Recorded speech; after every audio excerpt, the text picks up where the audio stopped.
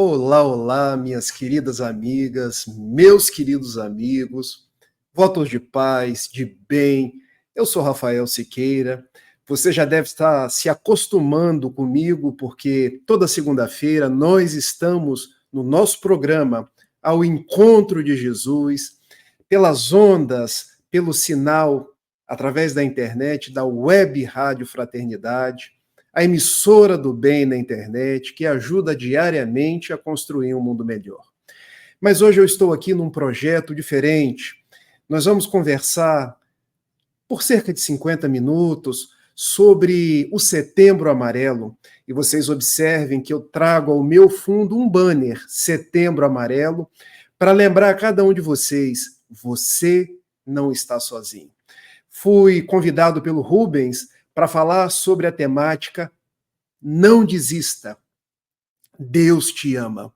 Então, esse programa, carinhosamente, eu endereço a cada um de vocês. Você que, por acaso, está passando um dia de tristeza, você que tem ideias suicidas na cabeça, mas também você que está passando dias de alegria, dias em que a vida lhe sorri, porque nós somos irmãos, nós podemos ajudar uns aos outros. Daí a nossa palestra é uma palestra endereçada aos corações amigos que nos ouvem. Eu quero iniciar a nossa fala trazendo uma canção de um poeta carioca, Luiz Antônio Mileco, quando ele dizia mais ou menos assim: você é uma canção que Deus canta. Ele quis compor você. Você é uma canção que Deus canta. Ele gostou de compor você. Ninguém tem o seu sorriso, sua voz, seu tom, seu jeito. Ninguém tem o coração que só palpita no seu peito. Do poeta do infinito, você é perfeito verso, rima rica que faltava no poema do universo. Luiz Antônio Mileco foi uma alma nobre, espírita, que passou aqui pela cidade do Rio de Janeiro. Ele nasceu com deficiência visual, mas não reclamou um único dia da sua vida. Ele compunha canções, compunha poesias, e nessa em particular, todas as vezes que sou chamado para falar de valorização da vida, eu me lembro dessa canção, porque eu quero logo de início convidar cada um de vocês para que nós reflitamos sobre cada um dos versos. Você é uma canção que Deus canta, porque todos nós somos criaturas de Deus. Ele nos ama do jeito que nós somos. Ele conhece as nossas dificuldades, as nossas dores. Então, meu amigo, não tire a sua vida. Nós estamos juntos. Você é uma composição de Deus, porque Ele quis te compor. Seguindo na canção de Mileco, Ele gostou de compor você. Ninguém tem o seu sorriso, sua voz, seu tom, seu jeito. Cada um de nós é uma grande partitura desse grande poema composto por Deus. É bem verdade que muitas vezes nós passamos dias de dificuldade, dias em que a angústia, a tristeza teimam em bater no nosso peito, mas nós podemos seguir em frente. Nós podemos dar as mãos uns aos outros e entender que nós podemos caminhar juntos, que Jesus se encontra ao nosso lado. E prossegue Mileco dizendo: ninguém tem o coração que só palpita no seu peito. Do poeta do infinito, você é perfeito verso, rima rica que faltava no poema do universo. Daí, eu quero logo de início deixar a mensagem. Nós somos rimas ricas que Deus utilizou para compor o poema do universo. Sigamos em frente. Quando nós estamos em mais um Setembro Amarelo, é para que nós valorizemos a nossa vida. E também para que nós possamos nos dar conta que o suicídio hoje é uma verdadeira pandemia. Porque observem, quantos são os casos de suicídios que nós conhecemos? Quantos são aqueles que nós não conhecemos? Porque a família não quer que seja catalogado como suicídio, até para resguardar a sua dor, a dor daquele que partiu. mas o fato é que os números só crescem, fazendo com que essa problemática seja conhecida como um problema de saúde pública, mas também é um problema social. Igualmente é um problema de todos nós religiosos, um problema nosso espírita.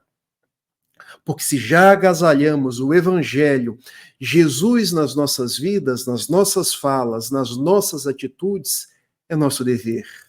É nossa proposta que esse Evangelho restaure vidas. Foi o próprio Jesus que nos ensinou. Eu vim para que todos tenham vida e a tenham em abundância. Daí nós precisamos agasalhar as pessoas, ir ao encontro das pessoas e dizer para elas que a vida delas é importante, que a nossa vida é um verdadeiro presente de Deus e que cada dia da nossa vida merece ser vivida com toda a intensidade. Mas nós igualmente respeitamos a sua dor, respeitamos a sua dificuldade. Não estamos aqui simplesmente para te fazer um convite a estar conosco.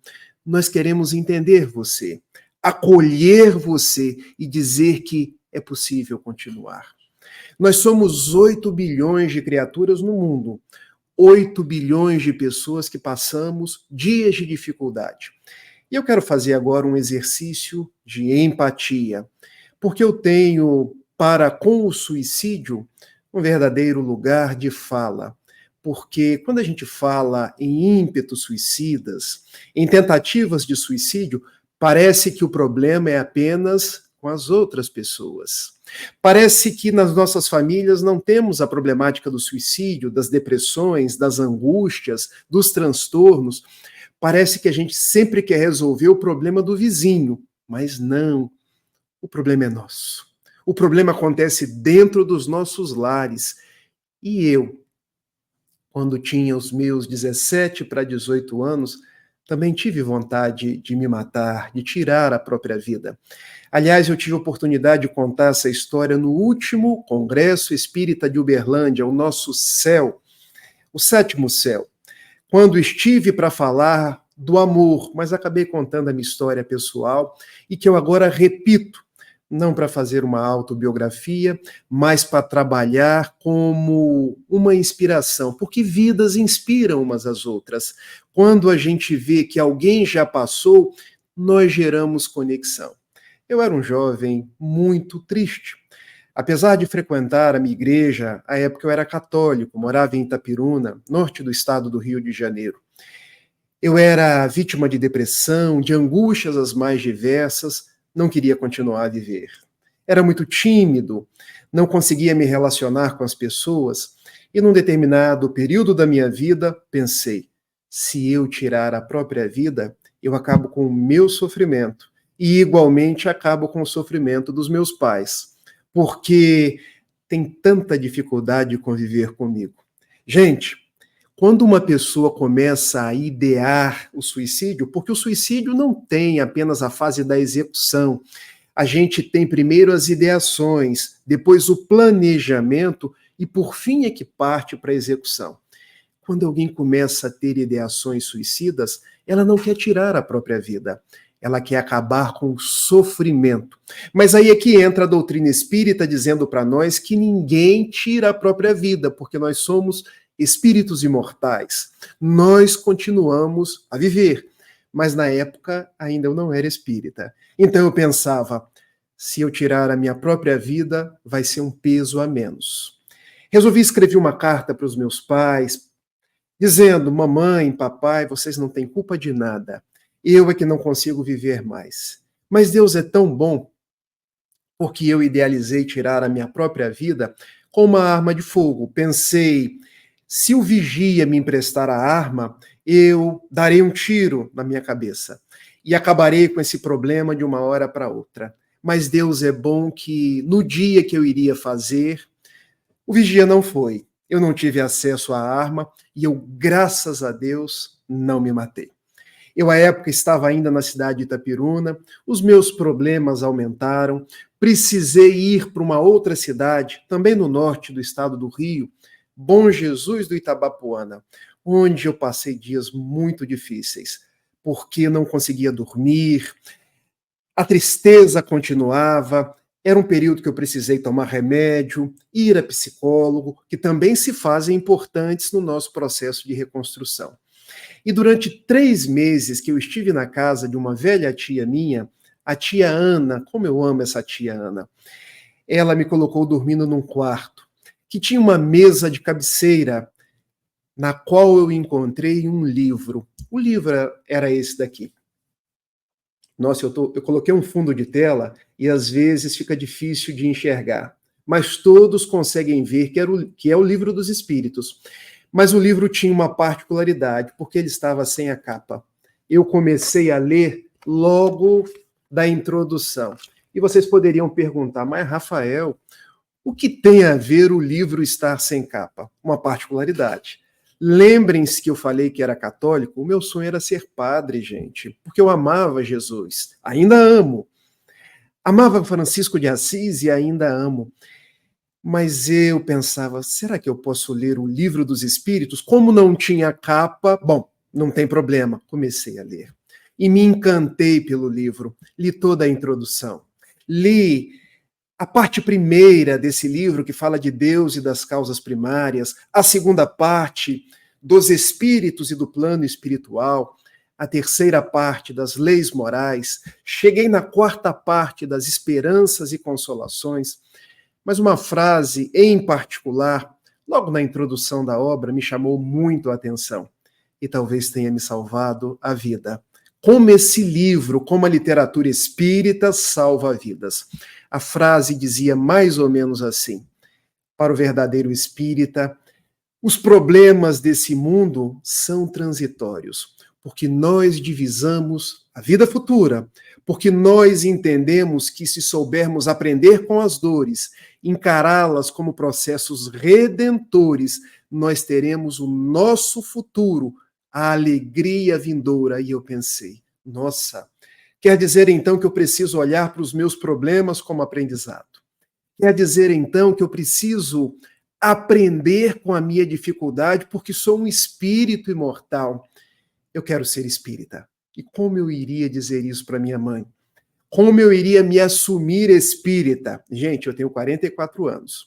Quando tudo isso aconteceu, o ano de 97, para mim era tudo muito difícil, era uma novidade. Voltei para Itaperuna. E um dia, caminhando numa rua muito conhecida da minha cidade, a Rua 10 de Maio, eu me deparei com uma casa espírita, Grupo da Fraternidade Espírita Humberto de Campos. E aqueles que são jovens há mais tempo vão se lembrar do Zorra Total, um programa que passava na Rede Globo todo sábado.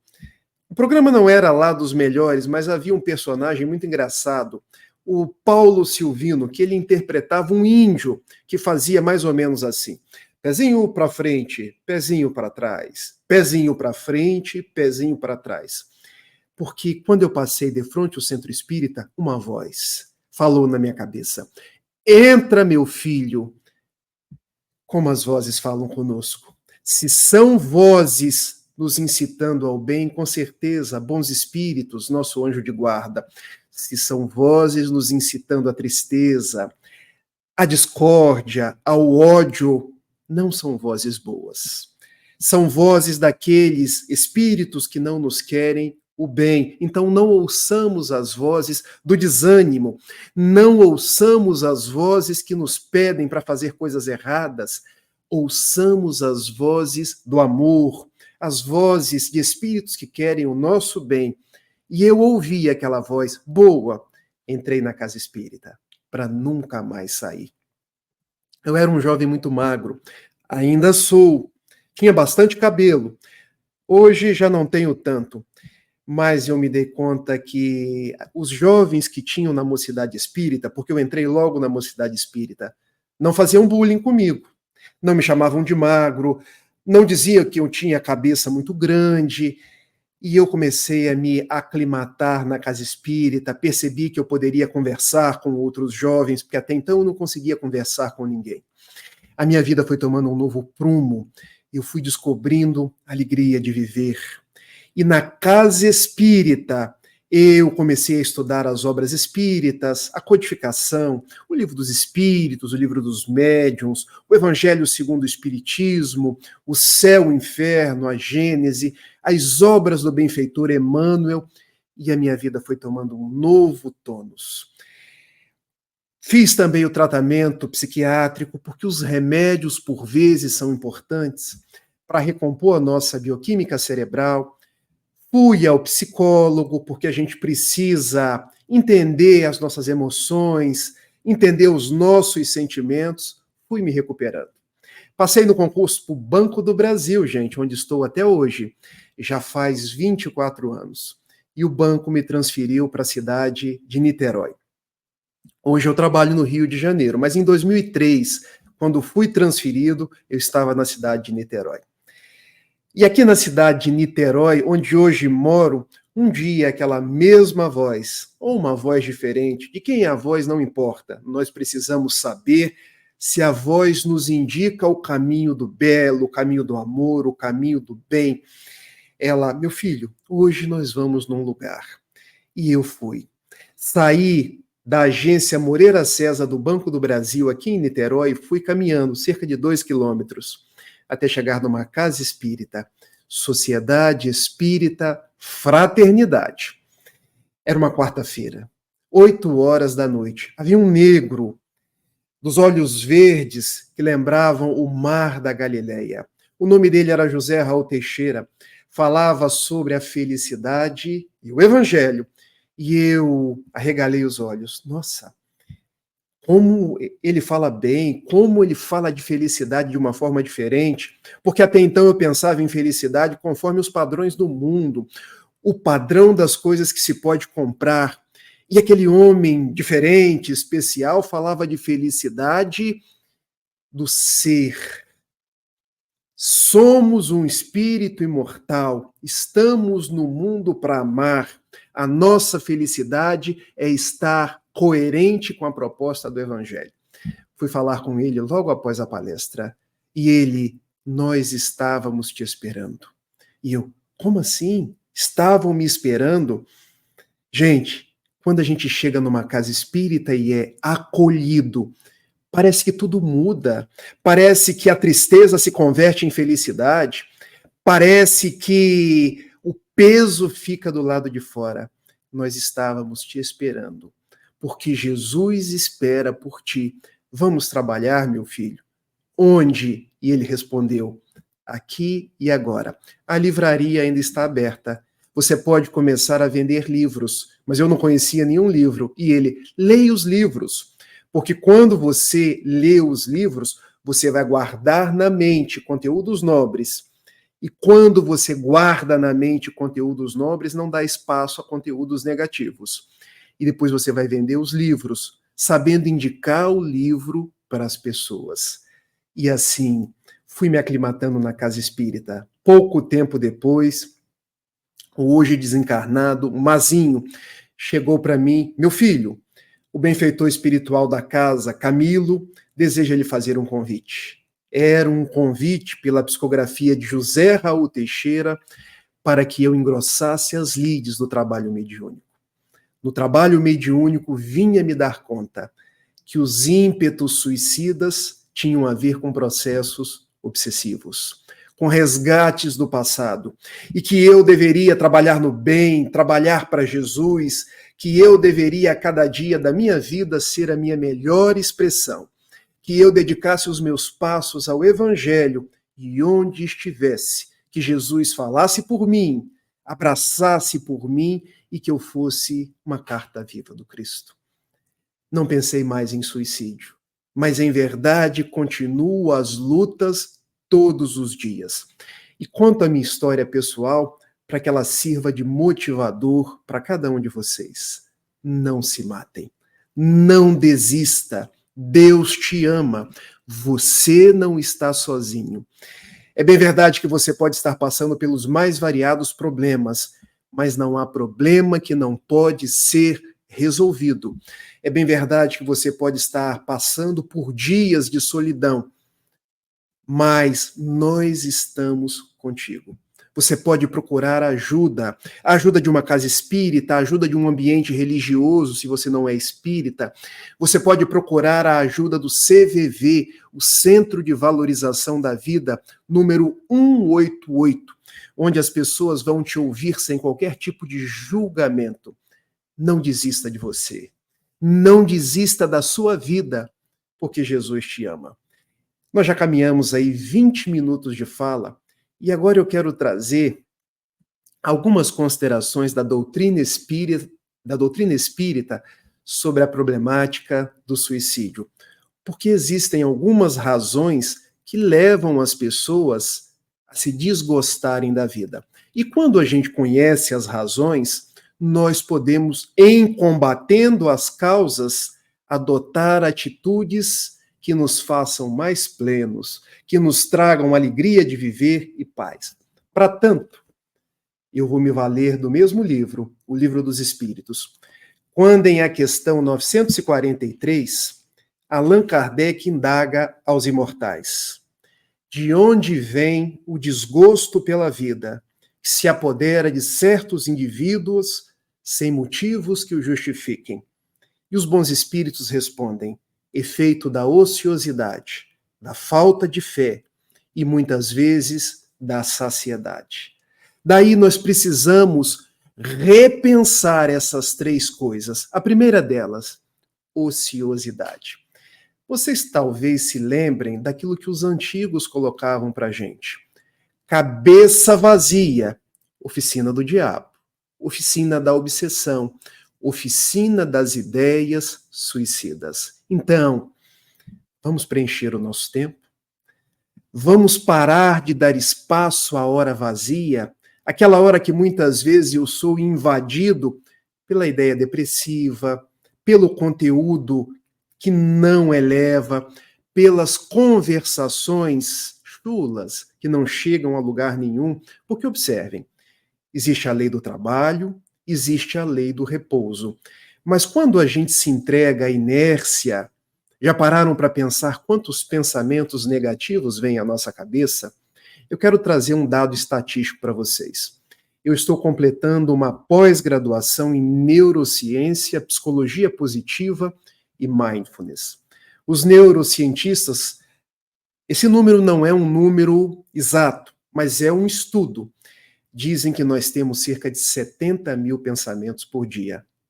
Desses 70 mil pensamentos, apenas 20% deles são elevados. O que implica dizer que de cada 10 pensamentos, 8 não são elevados. São pensamentos de reclamações, são conversas que a gente joga ao vento, somos nós reclamando, somos nós focados em coisas negativas. Observem, se eu me foco no negativo, a minha casa mental adoece.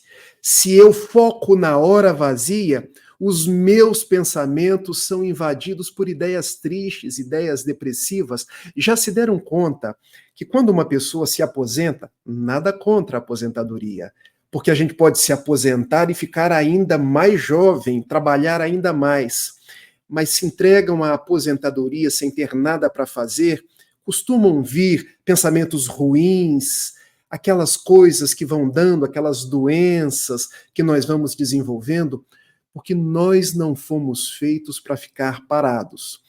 Observem a simbologia: água parada é vetor de doenças. Água em movimento.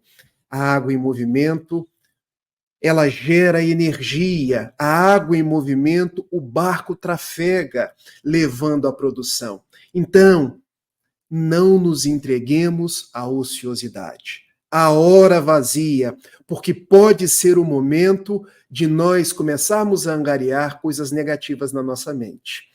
Daí um poeta da antiguidade, de nome Juvenal, colocar-nos: mens sana, corpore sano.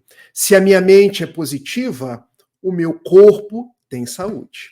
Se a minha mente só traz pensamentos malsãos, só traz ideias de pessimismo, eu vou adoecendo.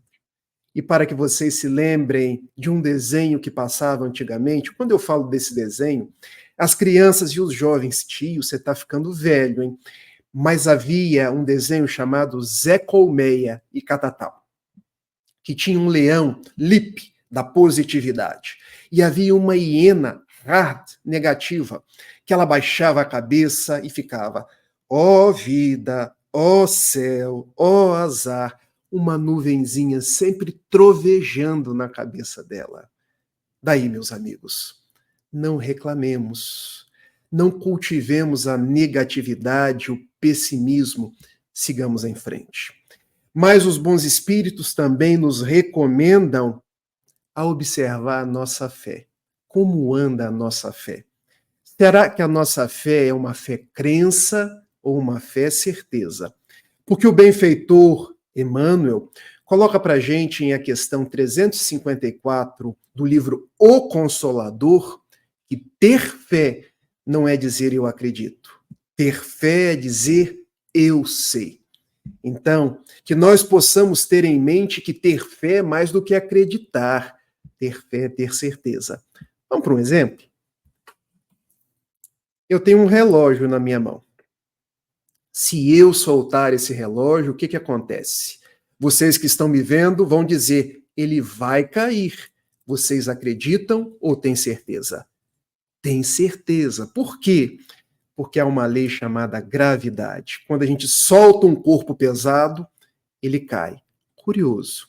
Nós temos certeza da lei da física e não temos a mesma certeza do amor de Deus. E às vezes, por nos faltar essa fé que representa a certeza do amor de Deus, a gente pode se desesperar. Pode perder a esperança na vida. E o suicídio é a falta de fé. A falta da certeza da presença de Deus junto de nós. Uma falta de esperança de que as coisas estão caminhando para dias melhores. Eu converso com muitos depressivos porque estou me formando em psicologia. O que eles mais perdem é a esperança, é a certeza de dias melhores. Se entregam ao pessimismo, se entregam à falta de fé. É como se a vida ficasse cinza, é como se as coisas não tivessem colorido mais. Então, cultivemos uma fé robusta, uma fé de se entregar nas mãos de Deus. Por isso existe um livro da benfeitora Joana de Ângeles em que ela nos propõe: entrega-te a Deus. Isso é ter certeza. Isso é ter fé. E os bons espíritos também nos recomendam a repensar o quanto nós temos. Será que nós temos o que é indispensável, o que é necessário para a nossa vida? Ou somos visitados pelo supérfluo? Porque a saciedade também é causa de desgosto pela vida. Durante muito tempo eu me perguntei, como assim a saciedade é causa de desgosto pela vida? O que é saciedade se não ter em demasia, se não ter de sobra? Eu vou falar um brocado para vocês. Pai rico, filho pobre, neto miserável. E por que isso? O neto se torna miserável apesar do avô ser rico. Porque tudo aquilo que a gente tem sem o devido esforço, sem trabalhar para tanto, a gente não dá valor. Daí, a saciedade muitas vezes é sinônimo de falta de esforço, falta de comprometimento. E a gente vai ficando naquela situação de não valoriza as coisas que conquista, não valoriza aquilo que a vida me dá e acaba entrando na tristeza, como se tudo estivesse aí e eu não consigo dar valor a nada. Então, a saciedade também é um motivo de desgosto pela vida. Por isso nos propõe Joana de Ângeles, se você tem excesso, reparte, porque o teu excesso pode ser a falta de muitas pessoas. Fazendo um complemento às causas de desgosto pela vida, do Livro dos Espíritos, o Evangelho segundo o Espiritismo, no capítulo 5º, Bem-aventurados os aflitos, no item 16, ele nos fala que há um quarto motivo de desgosto pela vida: o materialismo. E por que o materialismo nos traz desgosto pela vida? Porque se contrapõe à espiritualidade, ao espiritualismo. Observem, se eu deposito todas as minhas coisas no dinheiro, nas posses, o que acontece com a minha vida quando eu perco o dinheiro? Quando acabam as posses, que são transitórias, eu posso entrar numa fase de desgosto, de desesperança e querer me matar. Eu me recordo das crises pelas quais passaram o mundo. Nós tivemos uma grande crise mundial em 1929, onde pessoas se jogavam do alto dos prédios porque a bolsa quebrou. E a gente se dá conta que a única coisa que as pessoas valorizavam era o dinheiro, porque quando perderam o dinheiro, elas tiraram a própria vida. Então, observem, nós somos espíritos imortais. O nosso valor não está nas coisas. A gente pode ter as coisas, porque nós temos que pagar as nossas contas, mas não podemos permitir que as coisas nos possuam, porque se for desse jeito, nós perdemos o sentido da vida. Daí vem a doutrina espírita e nos diz: qual a sua relação com a matéria? Você usa a matéria ou deixa que a matéria te possua? Lembrem-se, meus amigos, nós viemos para esse mundo sem nada e sairemos dele igualmente sem nada. Não levaremos carros. O carro serve para nos levar de um lugar para o outro. Quando desencarnarmos, não teremos carro. Não levaremos casa. Casa, a gente mora nela, mas quando a gente desencarnar, as moradas serão espirituais. Valorizemos as amizades. Valorizemos aquilo que a gente pode fazer para as outras pessoas, o acolhimento, as lágrimas que nós enxugamos, o quanto do nosso tempo que nós podemos doar. Porque se a gente se apega ao dinheiro na caderneta de poupança, se a gente perde o dinheiro, a gente pode perder a vida. Mas se o dinheiro está lá e eu não me prendo a ele, passa o dinheiro e eu continuo vivo, porque eu posso seguir em frente, ganhar mais dinheiro, mas eu não vou perder o grande sentido, significado da minha existência, que é amar, que é produzir coisas boas para o alevantamento do meu espírito.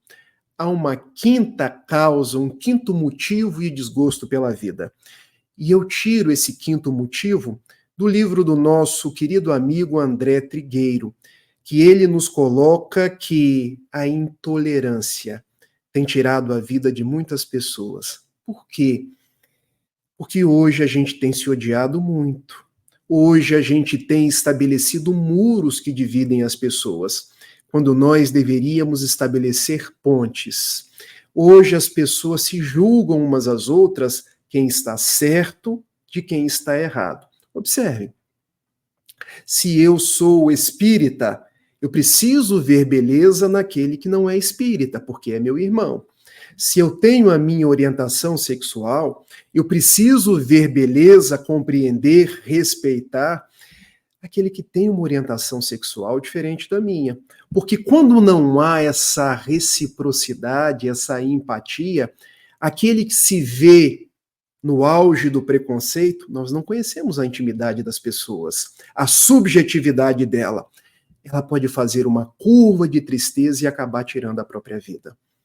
Eu lido nos consultórios com filhos que não foram aceitos pelos seus pais em virtude de questões ligadas à sexualidade que vivem dramas intensos.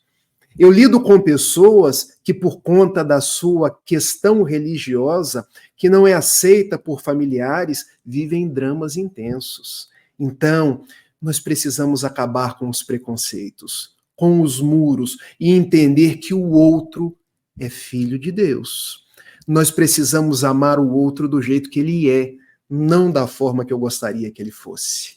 Quando a gente acabar com os preconceitos, com as intolerâncias, nós vamos ter colocado por terra mais uma causa de desgosto pela vida. Quero entrar agora, depois de falar das causas, nas consequências dos atos de suicídio. Porque a doutrina espírita, particularmente um livro de Dona Ivone do Amaral Pereira, Memórias de um Suicida, trabalha que são 3 as consequências daquele que comete um ato de suicídio. E eu aqui não quero entrar em pormenores, porque eu preciso valorizar a vida, eu quero trazer mensagem de esperança. Mas quando a gente fala de consequências, também a gente está trazendo esperança, fazendo brotar responsabilidade para que as pessoas não tirem a própria vida e igualmente incentivem as outras a não tirar. A primeira consequência de quem acha que está tirando a própria vida é perceber que continua vivo. Quantos espíritos nós recebemos nas nossas reuniões mediúnicas que acharam que morreram, mas não morreram. Eles permanecem vivos e nós oramos por eles, nós acolhemos essas almas na certeza de que Deus permanece ao lado deles e lhes dará outras oportunidades. Aliás, eu quero fazer um registro que para mim é de muita esperança. Jesus designou a sua mãe, Maria Santíssima, para cuidar daqueles que tiraram a própria vida. Então, você que está com ímpeto suicida, não o faça, porque a vida continua. Mas você, porventura, que tenha alguém que já se suicidou, tenha certeza de que o seu filho, seu pai, seu conhecido é amado por Deus. Maria Santíssima e os benfeitores da espiritualidade cuidam desse familiar querido e ele terá outras oportunidades. Por que eu digo isso? Porque ainda hoje a doutrina da igreja, eu fiz parte da igreja, quase entrei para o seminário, assevera que o suicídio é um ato equivocado, irremissível, não merece perdão. Que é um ato equivocado, nós concordamos, mas irremissível não, porque Deus perdoa sempre. Ele julga as agravantes, as atenuantes, mas não deixa de dar novas possibilidades. Foi Jesus quem nos disse: se o Pai do mundo não dá uma pedra a um filho que pede um pão, não dá uma serpente a um filho que pede um peixe, que dirá o Pai do céu, que ama por excelência. Então, se um conhecido seu tirou a própria vida, ele terá novas oportunidades. Ele conta com as nossas orações. Ele está guardado onde quer que se encontre. Segunda consequência do ato de suicídio: dificuldade em desligar-se do corpo. E eu quero explicar isso para vocês de uma forma bem didática. Imaginemos que eu, Rafael, tenho uma programação. As programações não são rígidas, tá, gente? Nós temos um gênero, conforme questão 258 do Livro dos Espíritos. Um gênero de vida a ser vivida, um gênero de provas a ser suportadas. Não existe aquela coisa estanque que muitas pessoas tentam colocar. Até mesmo porque, pelo nosso livre-arbítrio, a gente pode modificar, angariando novos méritos ou até agravando alguns débitos. Então, a gente tem um gênero de vida, um gênero de programação. Se eu nasci para cursar mais ou menos 80 anos e eu equivocadamente tiro a minha vida aos 50 anos, quanto tempo faltou? 30. Então, vamos fazer um raciocínio matemático. Eu tinha fluido vital, orgânico para 80. Quando eu tiro a minha própria vida, esse fluido não se dispersa de uma forma instantânea. Morre o corpo fisicamente. E o corpo de natureza semimaterial, esse laço de natureza semimaterial, chamado perispírito, que é o corpo que reveste o espírito e serve de ligação entre o espírito propriamente dito e o corpo material, ele fica sentindo as repercussões desse fluido que não se dispersou por completo. É como se esse fluido animalizado trouxesse reminiscências, repercussões do corpo de natureza perispiritual. Daí a pessoa acha que ainda está viva. Ela tem determinadas sensações do corpo que faleceu. Então isso acaba sendo um drama para o suicídio. Um drama para aquele que se suicidou. A segunda consequência, então, é desligar-se do corpo. E a terceira consequência é uma lesão nesse corpo de natureza semimaterial que é o perispírito. E para ficar bem didático para vocês, uma das funções do perispírito a gente chama MOB, modelo organizador biológico, porque ele é o modelo que gera a forma. Ele é o corpo que vai guardando os nossos débitos, os nossos acertos e vai plasmando o nosso corpo físico, para que a gente possa ter uma vida de acordo com as necessidades do espírito. Então, observem, quando eu tiro a minha própria vida, eu causo uma lesão nesse perispírito. E essa lesão vai precisar ser drenada, retificada numa nova vida. Para que vocês possam entender, pensem numa forma de broa.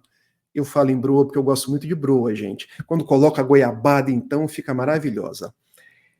A forma da broa, se ela for retangular, como é que a broa vai sair?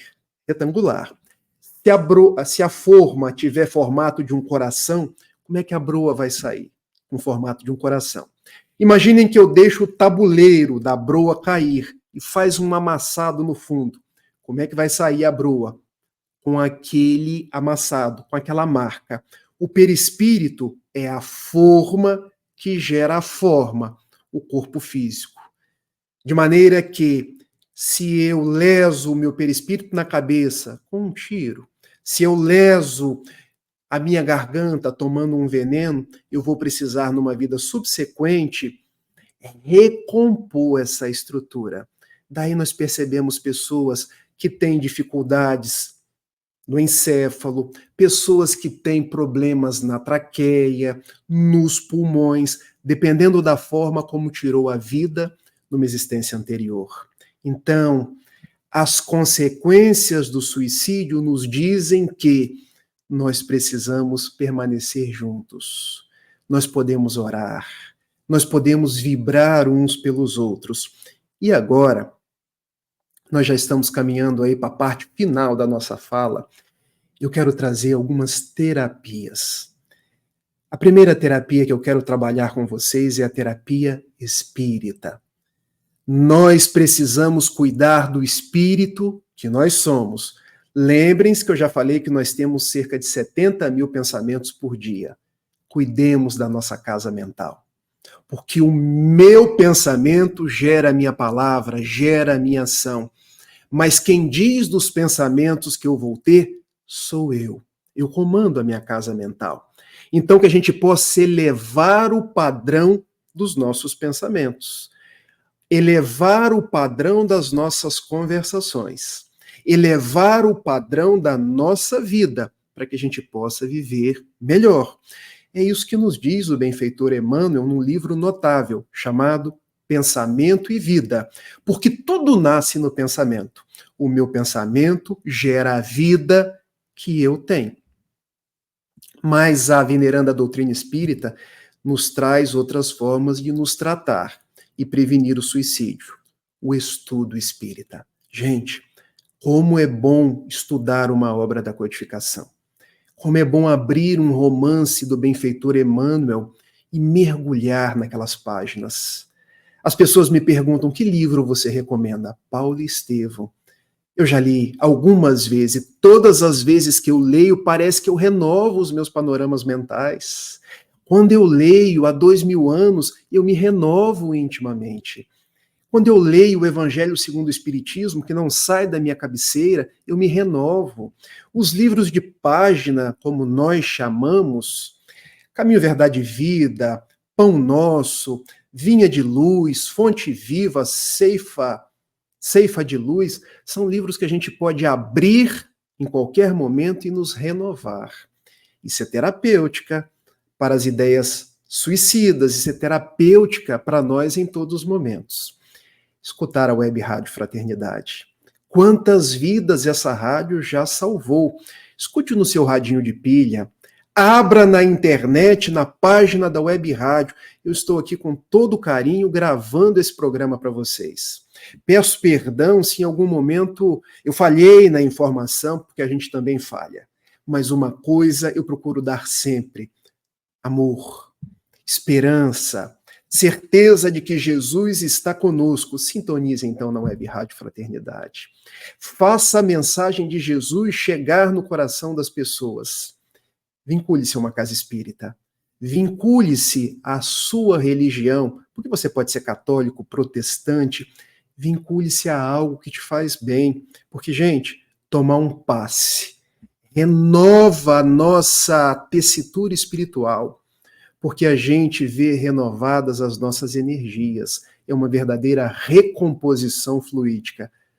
Tomar água fluida, assistir a uma palestra, frequentar um grupo de estudos, não apenas online, tá, gente? Porque online a gente não está no ambiente da casa espírita. Quer dizer, Rafael, que os benfeitores não podem ir na minha casa? Podem. Mas na casa espírita, além de encontrar outras pessoas, nós somos seres sociais. Precisamos nos abraçar, precisamos beijar uns aos outros, precisamos conversar. A casa espírita é um hospital, é um lar, é uma oficina de trabalho. Então vamos para a casa espírita. Vamos propiciar que determinados obsessores, porque todos nós temos obsessores. Chico Xavier costumava dizer: aquele que diz que não é obsidiado, talvez seja o mais obsidiado de todos. Que esses amigos nossos que ainda não nos perdoaram possam, com a nossa frequência na casa espírita, com a nossa renovação mental, com o nosso estudo sistemático, serem encaminhados para as reuniões de desobsessão, onde vão trazer seus dramas, vão trazer seus motivos de raiva para conosco e vão nos perdoar, com certeza. No lugar desse ódio, vai vicejar novamente a bonomia, os laços de fraternidade, porque, gente, o ódio não é o contrário de amor. O ódio é apenas o amor que adoeceu. E se adoeceu, ele pode vigorar novamente. Quantos casos de suicídio são vitimados por obsessões? Então vem a terapêutica espírita e propicia que, em se desligando o elo obsessivo, o paciente melhore. Mas não basta desligar o elo obsessivo. Precise que a pessoa se melhore moralmente para não atrair outros obsessores. Falei da terapêutica espírita. E eu agora quero falar da terapêutica psiquiátrica. Rafael, você está dizendo que eu preciso de um psiquiatra? Se está com ímpetos suicidas, meu amigo, precisamos. Eu disse nós. Por que precisamos? Os psiquiatras são bênçãos de Deus. Os remédios são bênçãos de Deus. E se eu já estou com ímpetos do suicídio, eu já preciso ir a um médico, por uma razão muito simples. Se eu tenho problema na vista, gente, se eu tirar o óculos eu não vejo nada. Vocês percebem que até o meu olho fica pequeno? Mas se eu colocar o óculos, eu estou vendo tudo. Eu consigo ver até a letrinha ali, que fica no bannerzinho da Web Rádio Fraternidade. Se eu tenho problema na vista, eu vou ao oftalmologista e coloco um óculos. Se eu tenho um problema de gastrite, eu vou ao endocrinologista e tomo um remédio contra essa queimação, esse refluxo. Se eu tenho algum problema do trato psíquico, é ao psiquiatra que eu vou. Entre um neurônio e outro, há um espaço por onde transita o impulso nervoso. Esse espaço, chamado sinapse ou fenda sináptica, existem ali determinados neurotransmissores, dopamina, serotonina, noradrenalina. Não quero tornar essa fala muito técnica. Quem tem depressão, quem tem os mais variados transtornos, essas substâncias se desequilibram. Então a pessoa precisa tomar remédio. Num quadro de depressão moderada a grave, já precisa entrar com remédio. Se a pessoa tem ímpetos suicidas, é porque ela já está numa depressão, numa angústia mais bem elaborada. Então, provavelmente vai precisar tomar remédios. Mas a notícia boa, não precisa ter preconceito com relação ao remédio, porque o remédio só existe porque a ciência avançou. Bênção de Deus. O remédio só existe porque Deus proporcionou que nós os tivéssemos. Eu ainda sugiro aos corações amigos a psicologia. Eu quis me formar em psicologia para poder ajudar as pessoas, para poder ouvir as pessoas. Sabem por quê? O remédio reequilibra o quimismo cerebral. A doutrina espírita ajuda a tratar do espírito imortal que eu sou, mas Deus também proporciona que se formem profissionais da psicologia, o estudo do nosso psiquismo, das nossas emoções, dos nossos sentimentos. Porque às vezes as pessoas não conseguem lidar com as próprias emoções. E as pedras que todos nós temos pelo caminho, as pessoas não conseguem entender que na impossibilidade de quebrar aquela pedra, nós podemos desviar, nós podemos desconsiderar, ou às vezes até passar por cima. Então, o medicamento, ele trata o problema da bioquímica cerebral, mas não cuida do comportamento. O comportamento é com o psicólogo. Lá é que eu vou dizer dos meus dramas, vou dizer das minhas preocupações, vou entender que grande parte das coisas que me apavoram só existem na minha cabeça, só existem do meu jeito de olhar. Existe um filósofo estoico chamado Epíteto. Ele era um escravo em Roma, mas se tornou um grande filósofo do estoicismo, período helenista da filosofia. E ele dizia: o que apavora as pessoas não são os fatos, porque os fatos são os mesmos para todo mundo. O que apavora as pessoas são as interpretações dos fatos, porque eu interpreto conforme as minhas emoções. E de acordo com as minhas interpretações é que eu vou gerando os meus problemas existenciais. Daí eu preciso conversar sobre as coisas que passam dentro de mim e, com a ajuda de um profissional, ressignificar, transformar em novas possibilidades, entendendo que depois de todo anoitecer vem sempre uma alvorada. Eu quero terminar a minha fala endereçando a você, coração amigo, uma mensagem de esperança. Não desista de você. Não desista da vida. Nós estamos juntos. Nós podemos caminhar porque Jesus está ao nosso lado.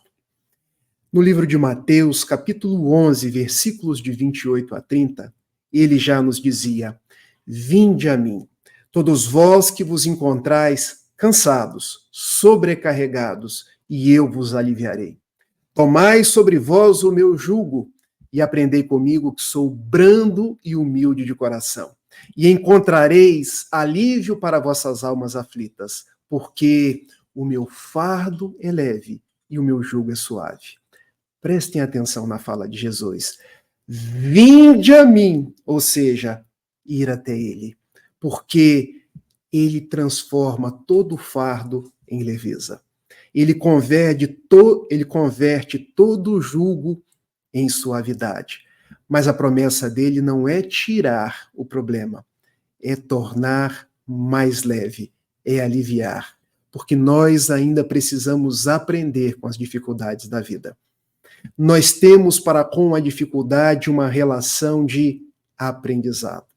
E para tanto, no mês do Setembro Amarelo, nós nos colocamos à disposição de vocês, a Web Rádio Fraternidade, o Centro de Valorização da Vida, o CVV. Se precisar, ligue. As igrejas, de uma forma geral, as associações civis, para que nós possamos continuar juntos nesse grande barco chamado Terra, nesse grande planeta azul, cujo timoneiro é Jesus. Eu termino deixando um beijo para cada um de vocês, me colocando à disposição para qualquer coisa, e com a canção de Mileco, que diz mais ou menos assim: Você é uma canção que Deus canta, Ele quis compor você. Você é uma canção que Deus canta, Ele gostou de compor você. Ninguém tem o seu sorriso, sua voz, seu tom, seu jeito. Ninguém tem o coração que só palpita no seu peito, do poeta do infinito. Você é perfeito verso, rima rica que faltava no poema do universo. Você é uma canção que Deus canta, Ele quis compor você. Você é uma canção que Deus canta, Ele gostou de compor você. Não desista, Deus te ama. Até uma próxima.